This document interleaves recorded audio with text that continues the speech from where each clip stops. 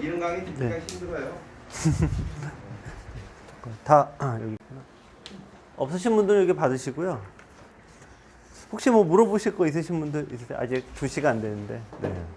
혹시 뭐 궁금한 거 열심히 공부하시는 분들 뭐 없으세요? 우리 저 칠당 고수님께서 바둑은 무궁무진하다 그랬는데 네. 한마디로 거기서 네. 일주일.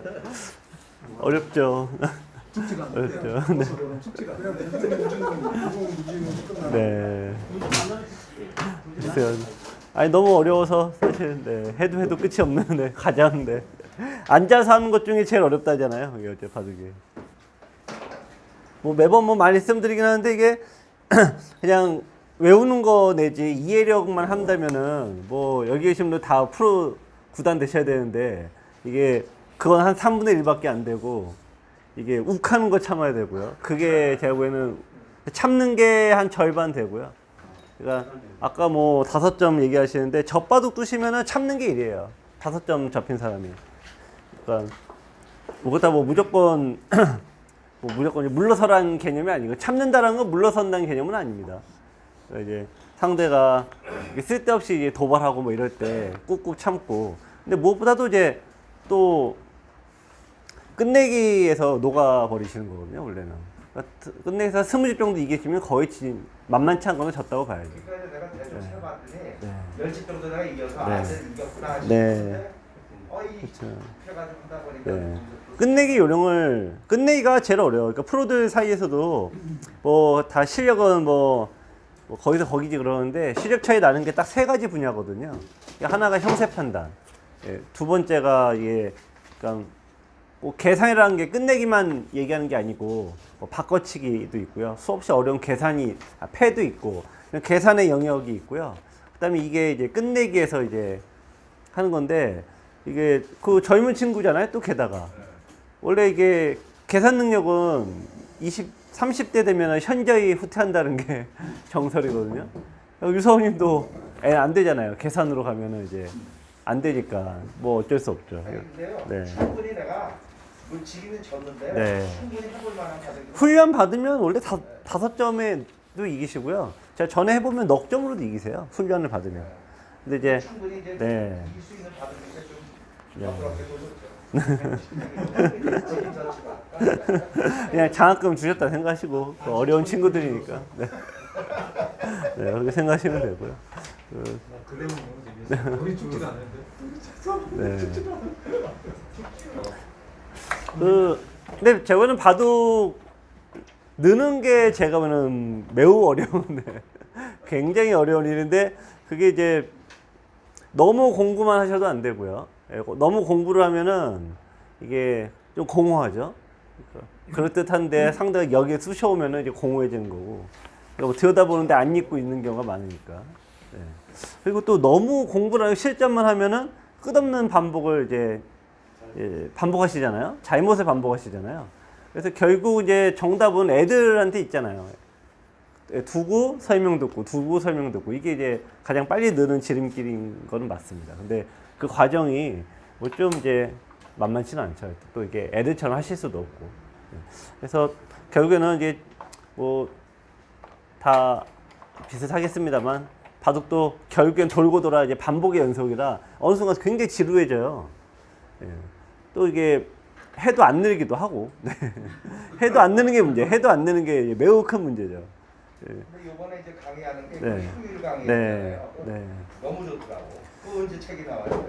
아 그것만 양으로 할 건 없고 그래서 지금 책은 원고는 썼는데 이제 하반기 이제 영상 찍고 뭐 그러려면은 좀 있어야 될 것 같아요. 근데 그게 양이 안 나와서 책 한 권이 쓰기가 애매하더라고요. 다른 거 이제 부랴부랴 또 참 좋은 엮고 뭐 하는데 한 수를 돌아서 1척 3조의 수, 2서의 네. 수 이런 수를 갖다가 네. 반복을 알아야 되니까. 그러니까 이제 요즘 프로들의 그걸로 보시면 프로들이 요즘 왜 정신없이 두는가 그게 이제 이해가 좀 되죠. 그리고 제가 이제 뭐 매번 말씀드린 것 중 하나인데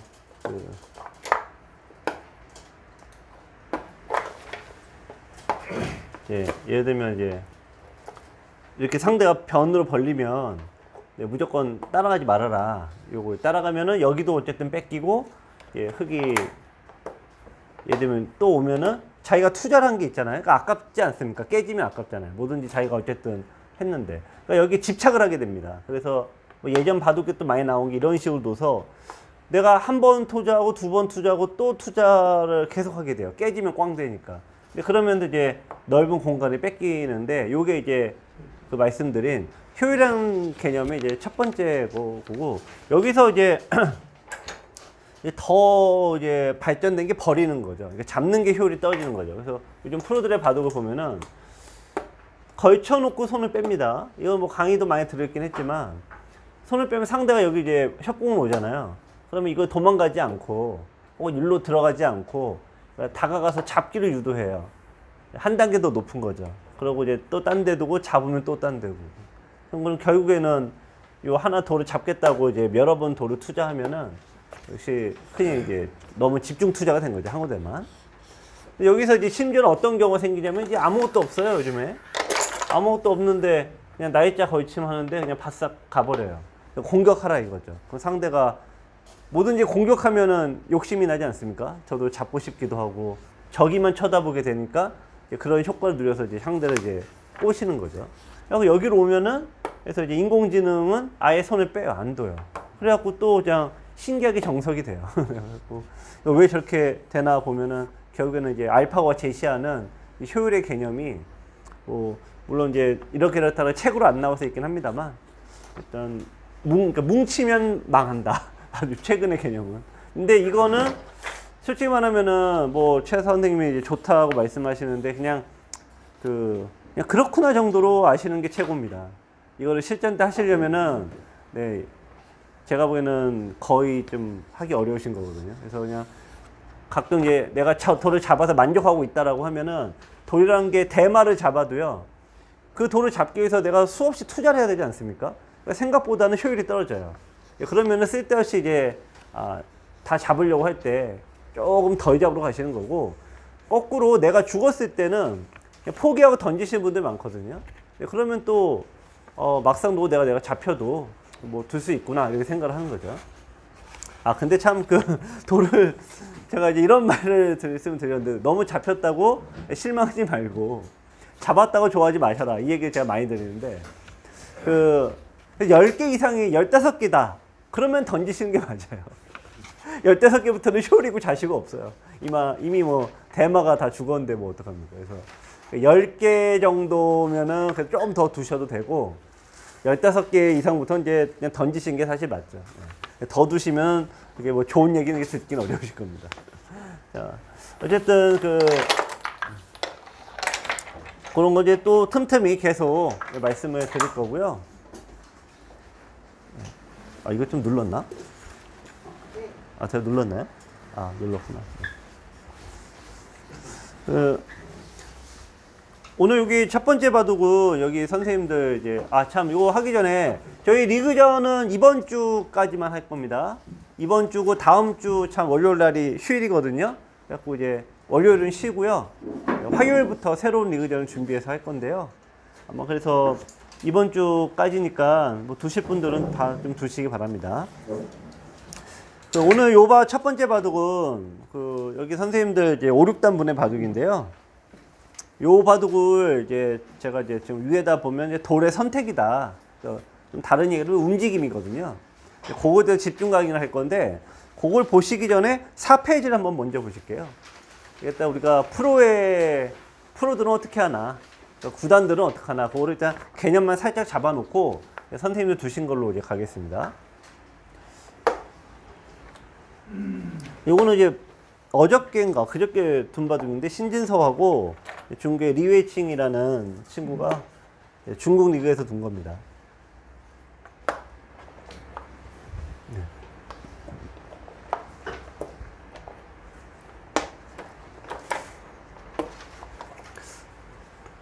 요즘에 이제 전에는 이제 무조건 높게 두 칸만 굳혔는데 요즘에는 요게 이렇게 두는 게 날이 눈목격처럼 더 많이 나와요.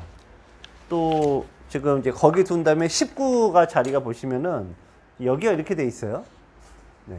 전에는 제가 이제 높게 돌아라고 하는데 최근에 또 낮게 두는 사례가 또 은근히 나와요. 프로 바둑에서. 근데 이거는 뭐라고 좀 설명드리기가 되게 어려운 것 같아요.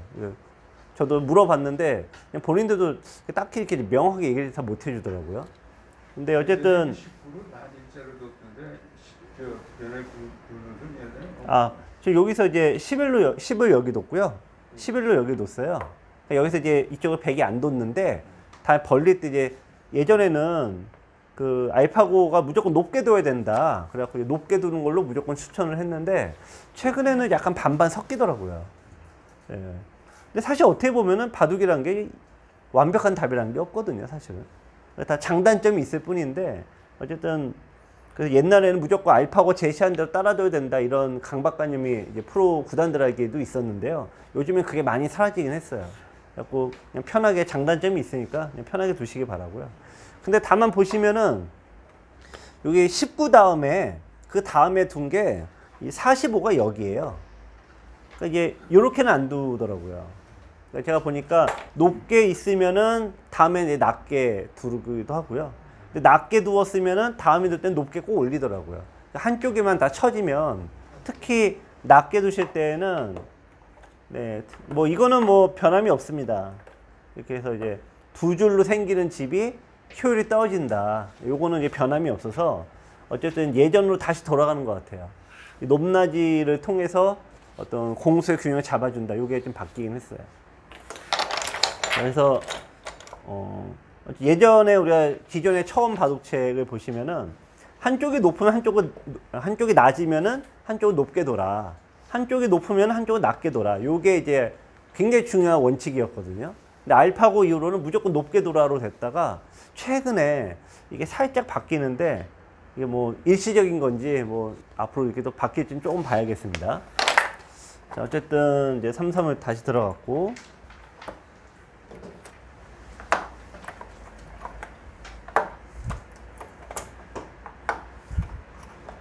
자, 맞고 자, 여기 이제 젖혔고요.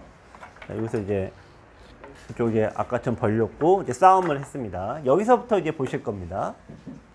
자, 늘고 하나 이제 밀고 자 늘었는데요. 꼭 이 모양을 외우시는 방법도 있지만 일단은 그 흔히 얘기하는 개념을 이해하셔야 되거든요.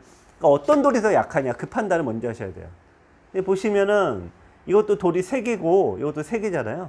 근데 이제 첫 번째 원리는 이 여기 나가는 길에 100이 기다리고 있죠. 그럼 이 돌이 이제 더 위험한 약한 돌이 돼요. 그래서 여기만 쳐다보면 다 그게 그겁니다. 뭐 나도 하나 두고 쟤도 하나 두면은 사실 뭐 상대가 2번 연달아 둔 것도 아니고요. 그러니까 다 비슷하거든요. 근데 이제 얘가 나아가는 길은 상대가 딱 막고 있고 여기는 어쨌든 이제 나의 돌이 있잖아요. 그럼 이제 원칙적으로 무조건 상대돌 쪽을 먼저 지킨다 이거죠. 그러니까 이 바둑에서도 신진서 구단이 자기 돌을 먼저 이쪽에서 약하다고 보고 여기는 왜 지키냐 그 이유는 이제 여기는 다 똑같은데 상대도 여기 있고 여기 나의 돌이 있어서 그렇습니다. 원래 요 모양이 여기가 급소긴 해요. 급소긴 한데 요 모양은 흙이 일단 안 잡혀요. 호구 쳤을 때 탄력이 너무 좋아서. 특히 이제 막는 경우들이 이제 많으시던데 요거 이제 풀어가는 맥이 또 있습니다. 그래서 날일자를 이제 하나 건너 붙인다라고 하는데 건넌다는 얘기는 이제 기존의 내 돌과 내가 둘린 돌 사이를 이제 비워놓는다 그 뜻입니다. 그래서 이제 끊고 끊으면은 요거 이제 설령 축이 되더라도 저 뚫고 이제 나오면 되죠. 뭐 여기까지 잘 두시고 사실 마지막에 잘못 두신 경우가 많아요. 여기서 이제 항상 빵 때림을 주더라도 100의 고민은 이제 있는 게 맞냐 따내는 게 맞냐 이 고민이 많아요. 근데 실은 있는 게 맞는 경우는 거의 없습니다. 거의 다 때리는 게 맞습니다. 그럼 여기서 이제 따낸 돌을 단수 치는 게 맞는 경우도 거의 없습니다. 그래서 대부분은 그냥 서로 이렇게 그냥 두는 겁니다. 그래서 어느 자리가 비게 되나요? 이 자리가 서로 그냥 공배로 비게 됩니다. 어쨌든 이렇게 이제 나오게 되면은 크게 타게 성공을 했으니까. 그래서 이 모양만 그렇습니다. 그래서 이제 그 리웨이칭 구단이 한 칸을 띄었죠? 한 칸을 띄면은 일단 모양의 급소가 항상 호구자리라고 하지 않았습니까? 그래서 여기 호구자리 때린 거고 일단은 쌍립을 연결했고요. 여기서 넣는 게 있고 한 칸 띄는 게 있죠. 근데 여기서는 넣으셔야 돼요. 예, 여기를 두면은 나중에라도 끼우는 맛이 남으니까. 자, 요렇게 보시면 돼요. 요렇게 둘 때 한 칸을 두냐, 여기를 두냐라고 하면 이렇게 두시진 않죠. 다 한 칸 뜨시죠. 근데 어쨌든 들여다보는 걸 통해서 돌이 붙었습니다. 돌이 하나 붙으면은 띄는 게 없는 거예요. 늘거나 젖히거나 밖에 없는 거예요. 네, 그러니까 요 또 상대들이 어디 있냐 따라서 판단을 하시는 겁니다. 자, 그래서 일단 흙이 쪽 지켜놨고, 자, 이쪽으로 이제 나왔습니다. 백이 만약에 흙이 이쪽으로 또 뛰어나갔다라고 하면은 형의 급소가 어디가 됩니까? 네. 그렇죠. 이렇게 이제 한눈에 딱 보이시죠? 네. 상대가 기면은 네, 그냥 쭉 살려주는 거예요. 자, 처음에는 이제 한 번은 참아. 두 번도 참아요. 그런데 세 번을 참으면 성의군자가 되는데 네, 세 번째를 못 참아요. 대부분. 그러다가 이제 끊기게 되는데 네, 끊으면은 항상 백돌이 두 개 갈린 쪽이 불리하거든요. 그래서 예, 그냥 살려주시는 겁니다. 이렇게. 네. 그러니까 이렇게 되는 자체가 흙이 망한 겁니다. 자, 이렇게 나갔고요. 자, 여기서 이 진로를 얻어 때리는 건 너무나 중요한 자리고, 끊을 수 있어도 예, 내 돌이 일단 약하니까 나가야 됩니다. 여기서 여기나 이쪽을 다 안 둬요. 여기를 왜 안 둘까요? 이쪽을 여기 이런 거 다 안 둡니다. 왜 안 두냐? 어차피 여기를 둬도 저 돌을 살리지 않거든요. 이런 식으로 둬서 덮어 씌워 놓으면은 안에서 이제 살기도 만만치 않고 살아도 뭐 사방이 막히니까 좋은 게 아니죠. 그래서 요 바둑에서 보면 신진서 구단이 그냥 만림으로 나가요. 어차피 저거 백이 안. 안녕하세요, 김만수입니다. 여러분들 사활 어떻게 생각하세요? 가장 많이 보는 것도 사활이지만 제일 먼저 포기하는 것도 역시 사활입니다. 사활은 고수가 되려면 꼭 필요한 능력 3가지의 뿌리가 되니까 공부를 하긴 해야 되는데 참 쉽지가 않습니다. 고수가 되려면 일단 강약에 대한 판단을 잘 해야 됩니다. 무모한 전투를 안 해야 되니까요. 요석과 패석의 구별도 중요하죠. 그래야지 무의미한 전투를 피하게 됩니다. 여러분들 고수가 될수록 버리는 사석작전 많은 거 아시죠? 버리는 수익기가 되어야지만 이 효율을 정복할 수 있는데, 이 사활은 이 3가지 능력의 뿌리가 되니까 공부를 하긴 해야 되는 겁니다. 기존의 유튜브와 책은 이런 핵심은 놓치고 문제풀이에만 집중하다 보니까 점점 지루해지죠? 지루해지면은 잘 안 풀리게 되고, 안 풀리면 결국 포기하는 게 사활입니다. 시전 사활의 모든 것은 우선 원리에 대한 설명을 충실하게 했습니다. 여러분들께서는 이 프로 지망생들을 교육했던 이 원리 교육을 아마 받으실 수 있을 거예요. 33에서 가장 사활이 많이 나오죠. 33에 나오는 이 사활을 총 정리했습니다. 그 다음에는 변에서 친입 이후로 사활이 제일 많이 나오는데요. 친입 이후 나오는 사활 역시 여러분들께서 실력이 약하더라도 충실하게 공부만 하시면은 아마 이해를 하실 수 있을 겁니다. 마지막으로 제가 10년 넘게 3급과 7급 분들 사이에서 오랫동안 바둑을 발췌를 했는데요. 이 실전 사활을 통해서 활용도를 대폭 올렸습니다. 원래 바둑 공부라는 건 그렇게 어려운 게 아닙니다. 30% 정도는 생각을 하는 거고요. 70%는 그냥 보기만 해도 느는 건데, 기존의 책들은 이런 부분에서 너무 어렵게 만들어져 있습니다. 여러분들 잘못이 아니었던 거죠. 실전 사활의 모든 것은 보기만 해도 실력이 쑥쑥 늘도록 구성되어 있습니다. 실전 사활의 모든 것, 여러분을 사활 고수의 세계로 초대합니다.